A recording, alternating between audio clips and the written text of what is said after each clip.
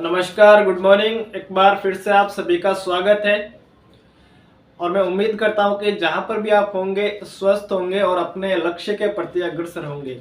जिस भी competitive exam की आप तैयारी कर रहे हैं उसमें आप अपना 100% दे रहे होंगे। और पिछले काफ़ी दिनों से हमारी क्लास नहीं हो पाई थी, तो काफ़ी दिनों के बाद आज हम इस क्लास का शुभारंभ फिर से करेंगे। और आज की इस क्लास में हम राजस्थान के इतिहास से संबंधित एक महत्वपूर्ण शासक का अध्ययन करेंगे और वो शासक है पृथ्वीराज चौहान तृतीय।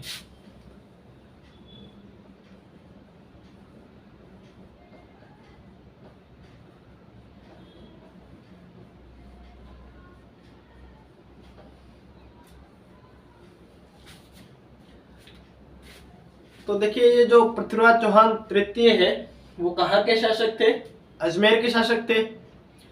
और अजमेर का जो एरिया है अपने इधर नागौर, इधर सांबर और भी जो वर्तमान अजमेर है यहाँ तक ये एरिया फैला हुआ था। तो इनके पिता का नाम था सोमेश्वर, इनकी माता का नाम था कर्पूरी देवी। तो ये जब 11 वर्ष के थे तो इनके पिता का देहांत हो जाता है।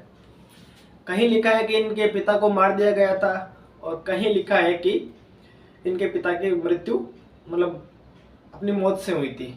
और लोगों ने वही माना है कि अपनी मौत से ही ये जो सोमेश्वर है इनके पिता वो मरे थे।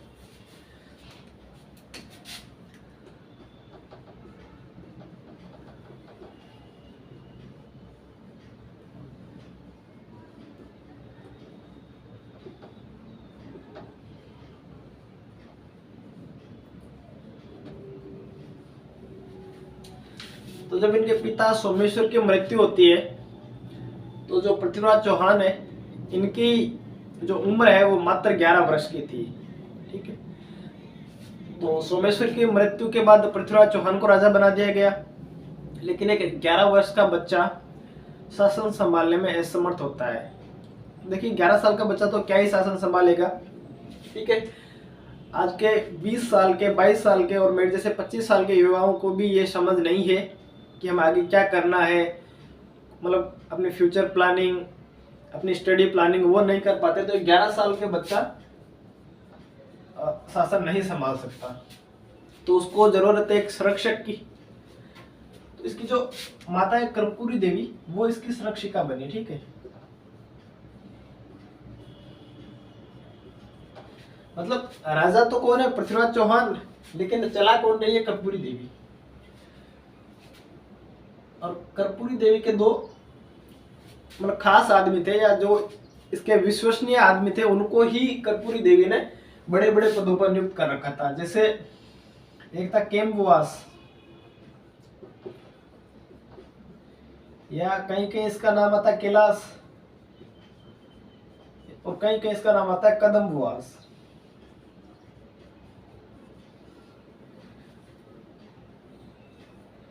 ठीक है, तो ये डिफेंस से रिलेटेड मतलब जो भी युद्ध होते थे, युद्ध की नीति कैसे बनानी है, सेना मतलब कैसी होगी, जो भी स्ट्रक्चर होता था इसकी डिफेंस का वो देखता था ये केम्बुवास। एक दूसरा आदमी था भुवनमल।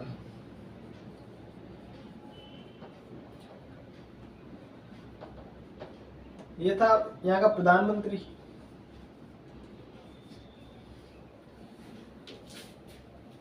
मतलब राज्य को चलाने के अंदर इंटरनल स्ट्रक्चर कैसा होगा, या जो रेवेन्यू सिस्टम है वो कैसा होगा, ये सारे काम कौन देखता था? ये भुवनमल।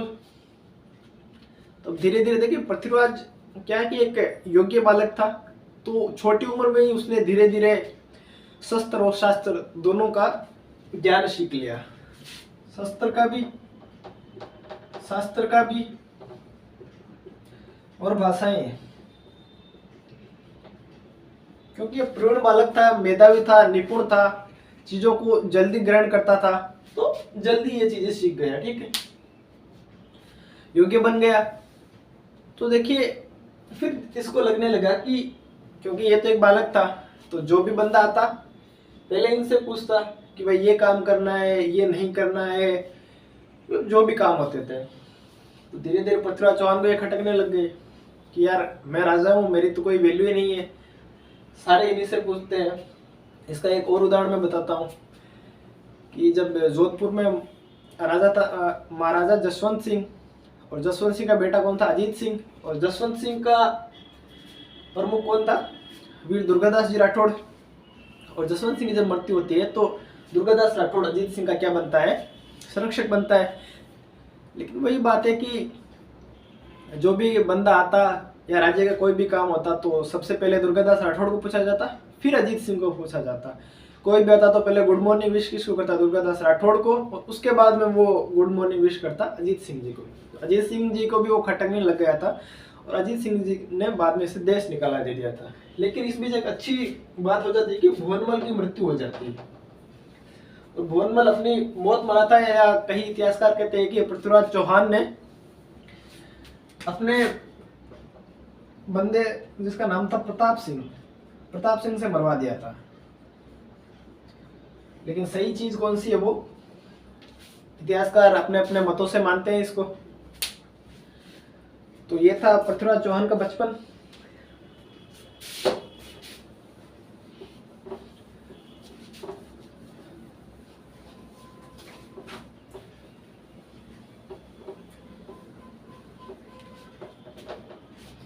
और अब पृथ्वीराज चौहान बड़ा हो जाता है और अपने जो विश्वास पात्र आदमी थे उनको मतलब अलग अलग पदों पे नियुक्त कर देता है, ठीक है। और वो दिग्विजय नीति बनाता है, ठीक है।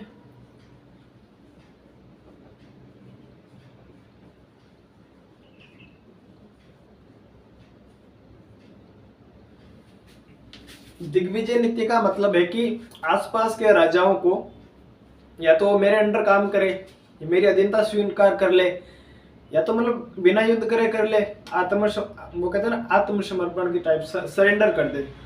नहीं तो फिर लड़ाई करेंगे और लड़ाई में मैं जीत जाऊंगा और वो राजा स्वतः ही मेरे अधीन हो जाएंगे, ठीक है। तो ये थी इसकी दिग्विजय नीति। तो देखिए जैसे ही पृथ्वीराज चौहान राजा बनता है तो ये अपने पद को निर्विवाद नहीं पाता है।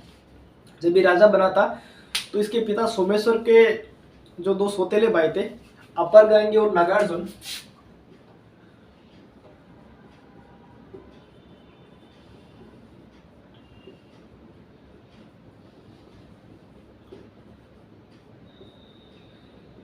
इन दोनों ने क्या है विद्रोह कर दिया था।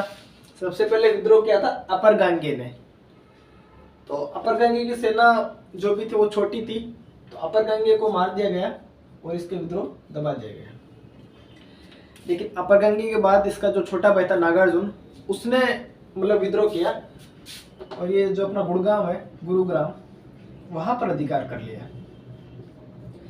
और इसके बाद में पृथ्वीराज चौहान यहाँ गुड़गांव पहुंचता है सेना के साथ और नागार्जुन से युद्ध करता है। ये नागार्जुन तो भाग जाता है और इसके बाद में इस नागार्जुन का कोई इतिहास हमें नहीं पता है। और इसके परिवार को पकड़ लिया गया था, यातनाएं दी गई थी और उन्हें भी मार दिया गया था। तो पहली इसकी दिग्विजय नीति थी, मतलब अपर गांगी में नागार्जुन का अंत।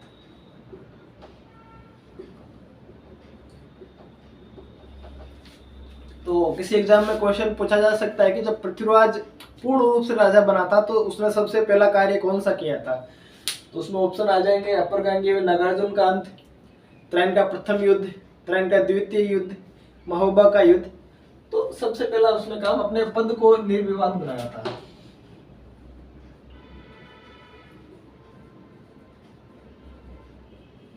पद को निर्विवाद बना लिया था उसने, ठीक है।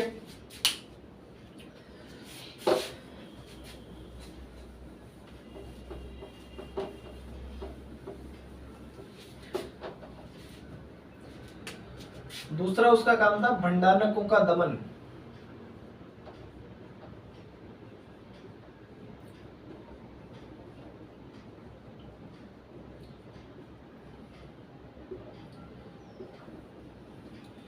दूसरी बात आती है कि भंडारक कौन थे? तो ये एक भंडारक क्या है, सैनिक जाति थी जो भी अपने सतलज का एरिया है, जो मथुरा, दिल्ली, अलवर, भरतपुर, ये जो अभी वर्तमान एरिया है, इसके आसपास में ये जाति रहा करती थी।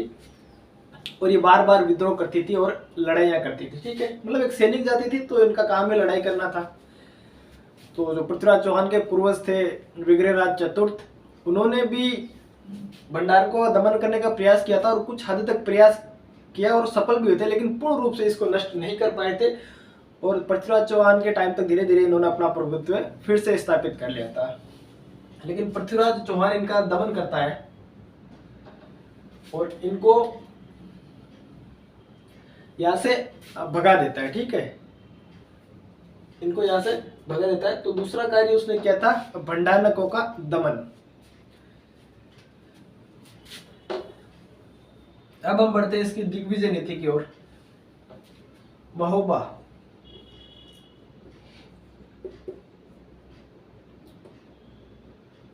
देखिए महोबा जगह है एक यूपी में, वर्तमान उत्तर प्रदेश में। और महोबा में राजा था चंदेल, मतलब चंदेल वंश था और राजा था परमार्दी देव चंदेल।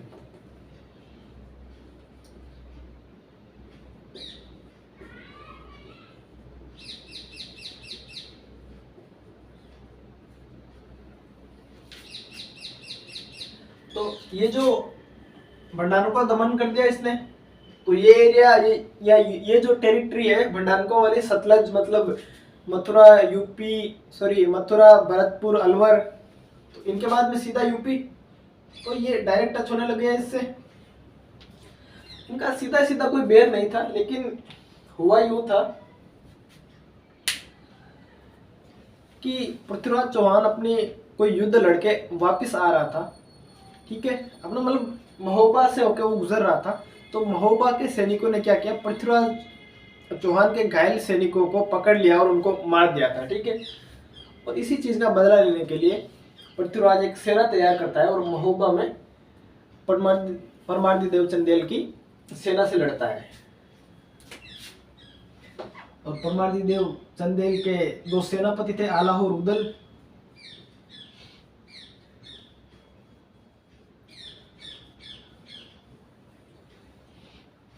इन दोनों की वजह से भी युद्ध याद किया जाता है कि आला और उदल मतलब किसी कारणवश वो राजा से रूठ गए थे और यहाँ से जाके किसी दूसरे राजा, कन्नौज के राजा के दरबार में रहने लग गए थे। लेकिन जब युद्ध होता है तो परमार्दी देव चंदेल, युद्ध होने वाला था तो चंदेल राजा ने पाया कि भाई हमारे पास तो सेना कम है और ना ही कोई सेनापति है जो अच्छे से लड़ सके। तो इसने आला और उदल के पास मैसेज भिजवाया कि आपका देश खतरे में है, आप आइए और अपने देश को बचाइए। पहले तो वो नहीं जाते हैं और जाना भी नहीं चाहते थे, लेकिन फिर इनकी माँ उनको समझाती है कि हमारे लिए हमारा देश सबसे पहले है, बाकी सब चीज़ें बाद में है। उसके बाद में आला और उदल जाते हैं, पृथ्वीराज चौहान की सेना से लड़ते हैं, बाकायदा ये मारे जाते हैं। लेकिन अपने राजा से बेर होने के बाद में भी ये मतलब देश प्रेमी भक्त आला और उदल लड़े थे। ठीक है, तो महोबा का युद्ध 1178 में हुआ था। परमार्दी देव चंदेल वर्सेस पृथ्वीराज चौहान। पर चंदेल राजा हार जाता है और यहाँ पे पृथ्वीराज एक पंजवन राय नाम का व्यक्ति था, पंजवन राय, इसको महोबा का प्रशासक नियुक्त कर देता है। यहाँ का एडमिनिस्ट्रेटर पंजवन राय को नियुक्त कर दिया जाता है। ठीक है, क्वेश्चन पूछा जा सकता है कि महोबा विजय के उपरांत पृथ्वीराज चौहान ने महोबा का प्रशासक किसे नियुक्त किया था, तो वो था पंजवन राय। क्वेश्चन ये भी पूछा जा सकता है कि महोबा युद्ध में परमार्दी देव चंदेल के सेनापति कौन थे, आला और उदल। कब हुआ था, 1178 ईस्वी में।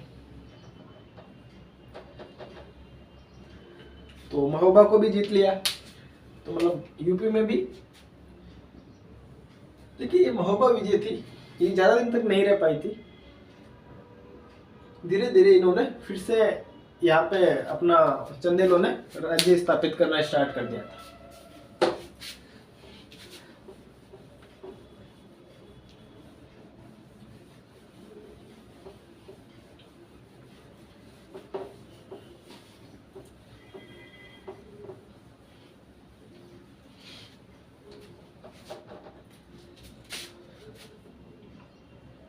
इसके बाद में हम देखते हैं चौहान चालुक्य संबंध। पिछले थे चौहान और चंदेलों के बीच में जो परस्पर वैमनस्य या जो चीजें थी वो, और ये चौहान चालुक्य।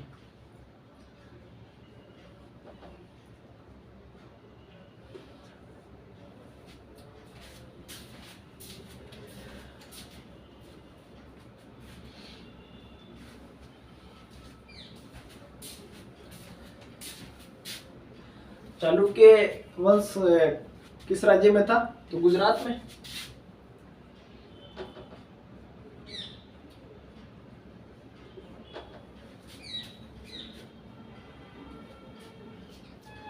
और चौहान चालुक्यों में भी आपस में परस्पर बैर था, वो भी मित्र नहीं थे।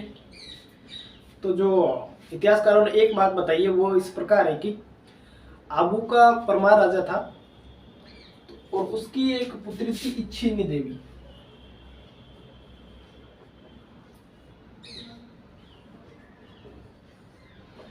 गुजरात का राजा था भीम चालुक्य।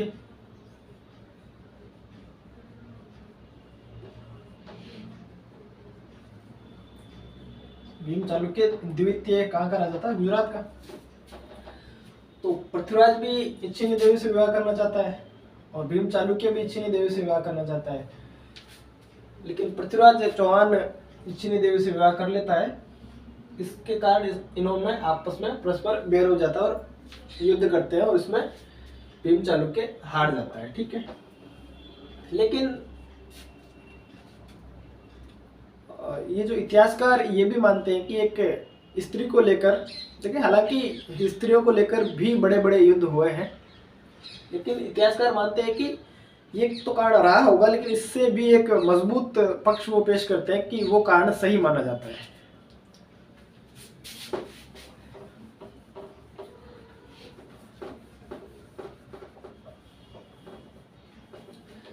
जैसे क्लास की शुरुआत में मैंने बताया था कि जो अजमेर है, अजमेर की सीमा भी कहाँ लगती है? नागौर से। और उस टाइम गुजरात की सीमा भी कहाँ टच करती थी? अपने बाड़मेर और पाली तक। बाड़मेर किराड़ू और पाली में नाडोल तक।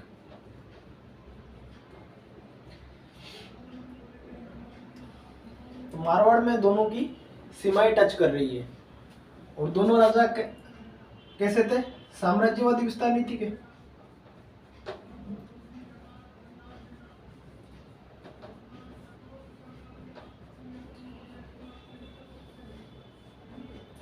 दोनों को अपनी टेरिटरी बढ़ानी थी और इनकी सीमाएं भी मतलब एक राज्य में आके मिल रही है। तो ये चाहता था कि मैं ये एरिया में जीत लूं और ये बंदा चाहता था कि मैं एरिया अपनी इधर तक बढ़ा दूं।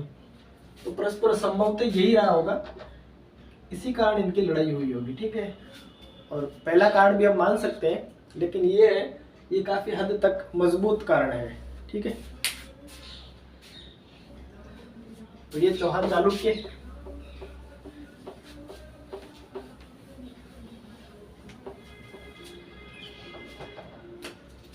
अब हम पढ़ते हैं चौहान गहड़वाल।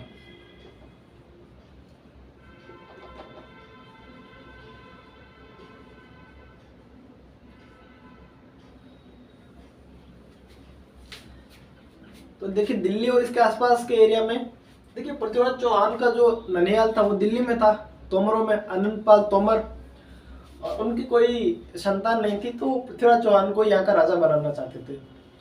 लेकिन पृथ्वीराज चौहान या इनका जो एक और बंदा था वो जयचंद गहड़वाल,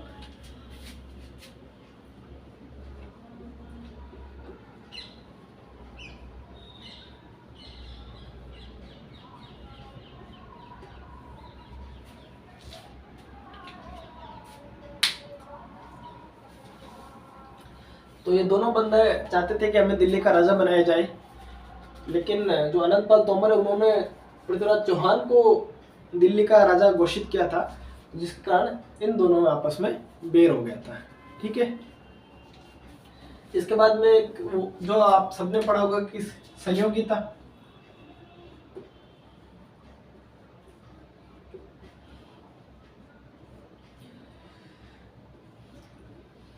जयचंद गहड़वाल की पुत्री थी। और पृथ्वीराज चौहान और सहयोगिता में आपस में परस्पर प्रेम संबंध थे और वो एक दूसरे से शादी करना चाहते थे। लेकिन जयचंद गहड़वाल जो पृथ्वीराज चौहान का क्या था, शत्रु था, और वो नहीं चाहता था कि सहयोगिता से पृथ्वीराज चौहान की शादी हो। तो वो क्या करता है कि जयचंद गहड़वाल स्वयंवर रखता है।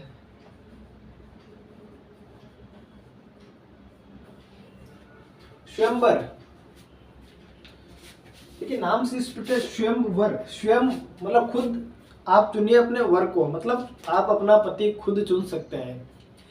जैसे हमने सतयुग में भी जब महाराज राम ने मतलब सीता माता ने राम जी को स्वयंवर में चुना था, और उसके लिए वो कोई ना कोई शर्त रखते थे। महाभारत काल में भी द्रौपदी को अर्जुन ने स्वयंवर से जीता था, वो मछली की आंख में तीर मारकर। तो स्वयंवर का मतलब है आप स्वयं अपना वर चुनिए जिससे चाहे। लेकिन आसपास के सारे राजाओं को जयचंद गहड़वाल ने निमंत्रण भेजे कि आप आइए और स्वयंवर में भाग लीजिए। लेकिन पृथ्वीराज चौहान को जयचंद गहड़वाल ने कोई ऐसा निमंत्रण नहीं भेजा, और पृथ्वीराज चौहान की प्रतिमा को जो इसका दरबार है उसके गेट के बाहर लगा दिया, एक द्वारपाल के रूप में। ठीक है, कि पृथ्वीराज चौहान है वो हमारे एक द्वारपाल है और इससे ज़्यादा वो कुछ नहीं है। लेकिन पृथ्वीराज चौहान को भी स्वयंवर का पता चलता है, वो आता है यहाँ पे और संयोगिता का अपहरण करके ले जाता है। और तो कई इतिहासकार ये भी मानते हैं कि चौहान और गहड़वालों में जो आपसी बैर है वो संयोगिता की वजह से है। ठीक है,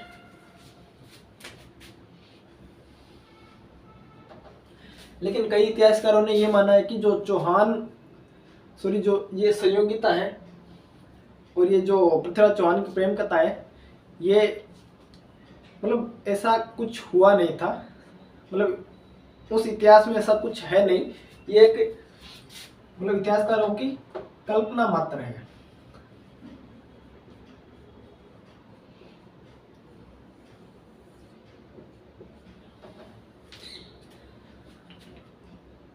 तो ये थी पृथ्वीराज चौहान की आंतरिक साम्राज्यवादी विस्तार की नीति।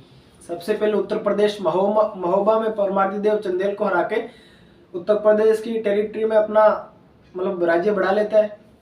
इधर गुजरात में भी भीम चालुक्य को हरा के गुजरात तक बढ़ा लेता है, और इधर दिल्ली में इधर गहड़वालों को हरा के भी इधर भी बढ़ा लेता है। तो देखिए ये अजमेर है, इधर चालुक्य,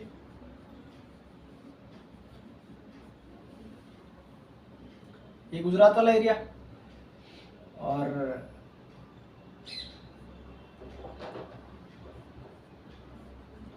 इधर गहड़वाल,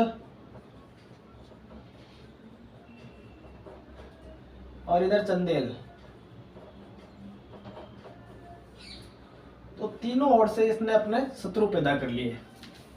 और इधर से तो अभी आगे पढ़ेंगे इस चीज के बारे में। तो इसने आपस के मतलब आसपास के सारे राजाओं को अपना शत्रु बना लिया। ठीक है, इसके बाद में हम पढ़ते हैं आगे।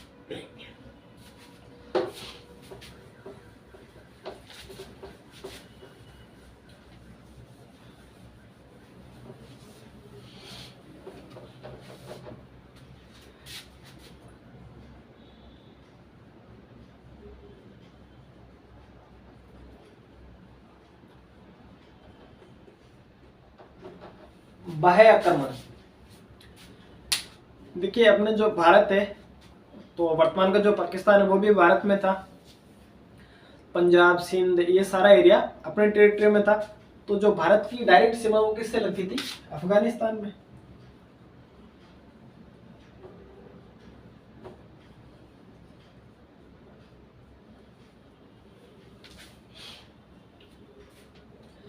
और अफगानिस्तान में शासक था गौर वंश का।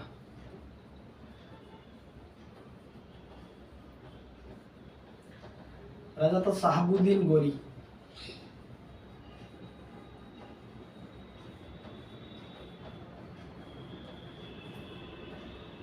इसका दूसरा भाई था मोहम्मद गोरी, जो अक्सर हमने जिसके बारे में सुना है।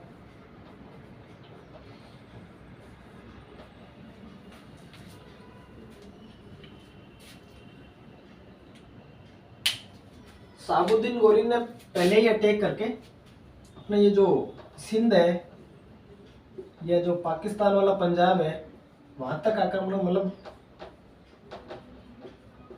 वहां तक अपनी टेरिटरी कर ली थी। यहाँ पर एक जगह तबर हिंद है,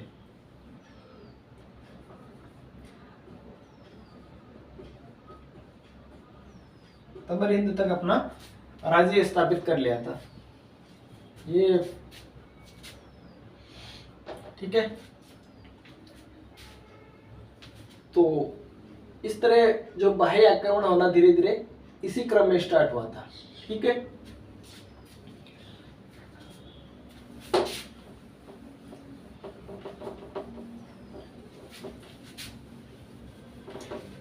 लेकिन गोरियों ने पहले भी आक्रमण किए थे।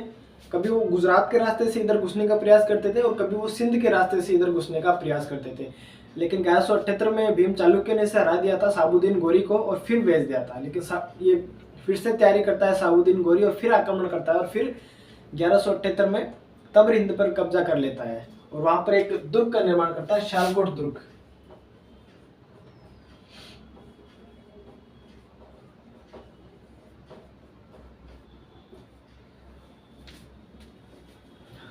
और इस दुर्ग का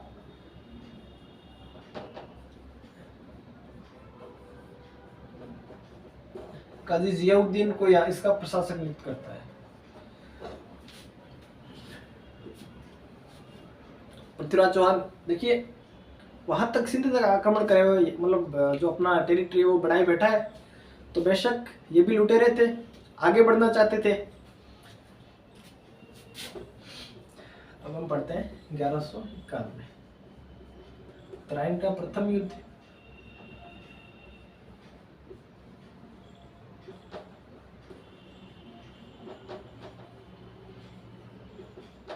देखिए तराइन के प्रथम युद्ध से पहले जो मोहम्मद गोरी है उसने भारत पर 21 बार आक्रमण किए थे, कहीं लिखा है 17 बार आक्रमण किए थे, लेकिन इसमें जो महत्वपूर्ण आक्रमण है वो 16वां आक्रमण है।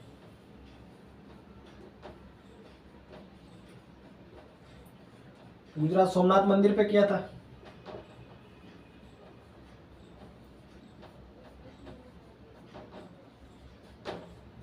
देखिए मध्यकालीन इतिहास में जो अपने धन धान्य और संपत्ति के केंद्र थे वो कौन थे? मंदिर। तो मंदिर पर आक्रमण किया और वहां से इतना धन लूट के गया कि सारा धन तो वहां से इससे लुटा ही नहीं गया था, ठीक है। तो 16 आक्रमण इंपोर्टेंट था, याद रखना ये। तराइन का प्रथम युद्ध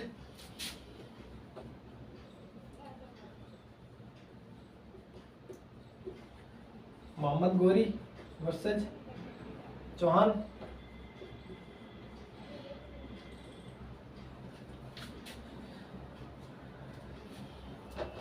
दोनों सेनाएं आपस में लड़ती है तराइन में।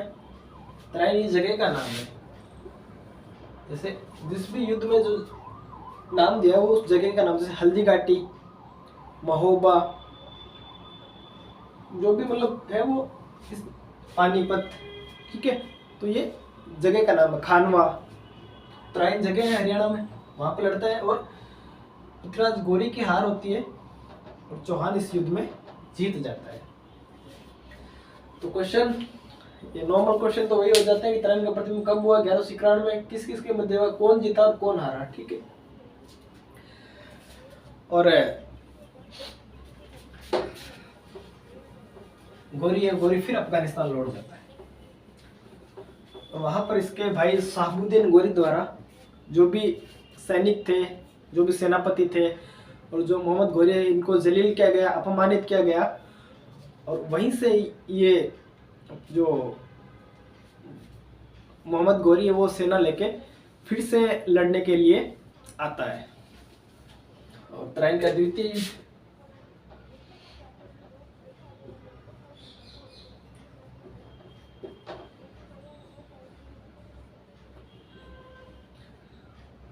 (1192 में) सेम आदमियों के बीच में पृथ्वीराज चौहान तृतीय और मोहम्मद गौरी के बीच में त्राइन का द्वितीय युद्ध होता है। तो वही जगह तमर हिंद, यहाँ पे आके फिर से मोहम्मद गौरी बैठ जाता है। और जब ये यहाँ पर आ रहा था तो इसने अपना एक आदमी भेजा पृथ्वीराज चौहान के पास और कहलवाया कि या तो इस्लाम ग्रहण कर ले या फिर युद्ध और अपनी मौत के लिए तैयार रहे। और पृथ्वीराज चौहान ने भी उसका उत्तर दिया कि हम युद्ध के लिए हमेशा तैयार है, तत्पर है। ठीक है। और पृथ्वीराज चौहान और ये मोहम्मद गौरी और निकट आ जाता है और अपना कैंप वैम्प लगा लेता है। और इसने कहलवाया कि जो मेरा भाई साबुद्दीन गौरी है, तो जब मैं पहला युद्ध हार के गया तो उसने मुझे अपने देश से निकाल दिया है, तो मैं आपसे संधि करना चाहता हूँ और मेरा युद्ध का कोई इंटेंशन नहीं है। और ये चीज़ भी दूसरी बार उसने कहलवाई। तो पृथ्वीराज चौहान भी ढीला पड़ गया और उसने सोचा कि भाई बंदा मतलब संधि करना चाहता है तो कोई दिक्कत नहीं है। तो अपने सेनाओं को इधर उधर भेज दिया, जो क्योंकि उसके इंटरनल जैसे गैंड वालों से उसकी दुश्मनी थी। और गैंडवाल ने तो बाकायदा मोहम्मद गौरी का साथ दिया था। इधर महोबा में चालुक्यों से और चंदेलों से, तो यहाँ पर भी जो अभियान थे उस पर आधी सेना को भेज दिया था और आधी सेना इसके पास थी। तो एक दिन प्रातः प्रातः सुबह सुबह पृथ्वीराज चौहान की सेना पर मोहम्मद गौरी ने आक्रमण कर दिया, जब ये अपने नित्य क्रियाओं से निवृत्त हो रहे थे। तो इसमें भी वही है, पृथ्वीराज चौहान की हार होती है। तो इसमें एक और षड्यंत्र रचा गया था कि पृथ्वीराज चौहान का घोड़ा बदल दिया गया था। नाट्य रंभा नाम का घोड़ा जो नाचता था केवल, ठीक है, जब युद्ध के नगाड़े और बजते थे उसमें ये नाचता था। तो पृथ्वीराज चौहान का जो घोड़ा बदल दिया गया था, लेकिन घोड़ा बदलना मात्र एक उसके हार का कारण नहीं है। उसकी हार के कारण तो बहुत है जो हम आगे भी अध्ययन करेंगे। तो द्वितीय युद्ध हार कौन जाता है? पृथ्वीराज चौहान हार जाता है। और अलग अलग जगहों पर उसकी अलग अलग मृत्यु बताई है। कई चीज़ों में मतलब कई इतिहासकारों ने यह माना है कि सिरसा हरियाणा के पास उसको पकड़ लिया जाता है और वहीं पे उसको मार दिया जाता है। और कहीं ऐसा लिखते हैं कि उसको अजमेर लाया गया और उसे कारागृह में बंद रखा गया और ये कारागृह उसके दरबार में ही बनवाया गया, और जहाँ पे मोहम्मद गौरी दरबार लगाता था और वो खुद उसे देखता रहता था और अंदर ही अंदर जलता रहता था। और जो चंद्रवर्त भाई की पृथ्वीराज रासो है उसमें तो उसका जो अंत है वो गजनी में दिखाया गया है। और जो एक प्रसिद्ध कहानी आपने सुनी होगी कि 4 बांस 24 गज 8 अंगुल प्रमाण ता ऊपर सुल्तान और मत चुके चौहान। इतनी ये जो दूरी बता के कि इतनी ऊंचाई पे ये सुल्तान बैठा और आप उसको मार दो। और उसमें ऐसा ही बताया गया कि ऐसा मार दिया गया था। और इसके बाद में चंद्रवर्धन पृथ्वीराज चौहान ने भी आपस में आत्महत्या कर ली थी। तो यही चीज इतिहासकारों ने मानी है। तो ये था त्राइन का द्वितीय युद्ध और यहीं पे पृथ्वीराज चौहान की जीवन लीला समाप्त हो जाती है।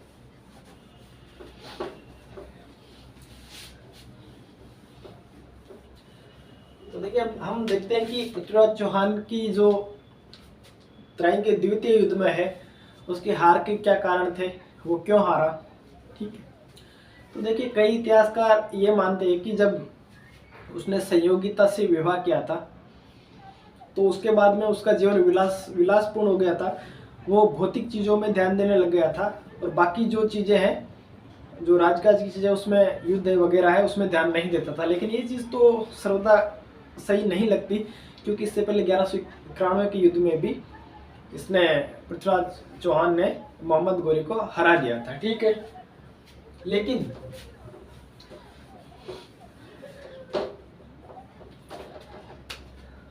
जैसे मैंने पहले बताया था कि घेड़वाल से इसका युद्ध चल रहा था, चालुक्य से इसका युद्ध चल रहा था और चौहानों से भी इसका युद्ध, मतलब इनसे आपस में बैर था। तो दूरदर्शिता,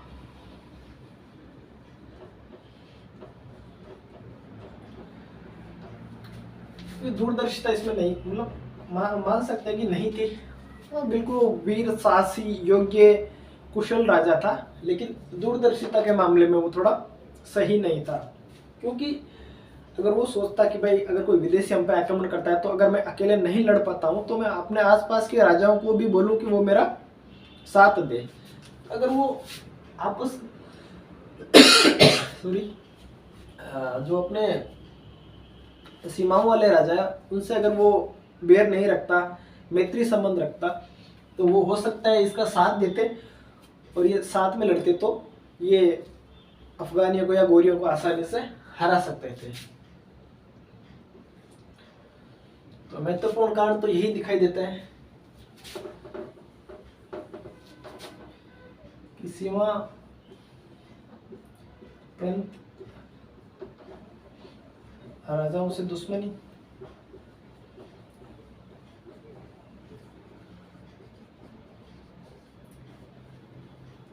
उदारता,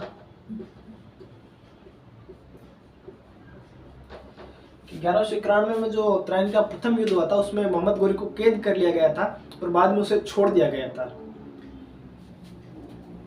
तो ये उसकी उदारता इन द सेंस, उदारता ये है कि मतलब वो फिर दूरदर्शी नहीं है, क्योंकि ये तो क्या थे, लुटेरे थे। इनको तो मतलब देखिए, आप सभ्यता या शिष्टाचार भी उसी को दिखाए जो सामने वाला समझ सकता हो, ठीक है। इनके लिए सभ्यता, शिष्टाचार, आदर्श ये चीजें नहीं थी, तो उसके साथ भी वैसा ही सलूक किया जाना चाहिए था। लेकिन हमारे प्राचीन राजपूत राजाओं में वो चीजें थी कि प्राण जाए पर वचन नहीं जाए, तो ये चीजें थी।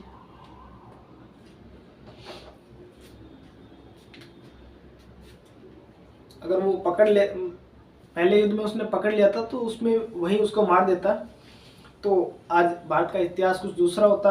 अगर ये राजा आपस में मिलके लड़ते तब भी भारत का इतिहास है वो आज कुछ और होता। लेकिन इतिहास में तो शब्द को जगह नहीं है, जो जीता वही इतिहास में सिकंदर होता है। धन्यवाद, बाकी की क्लास कल करेंगे।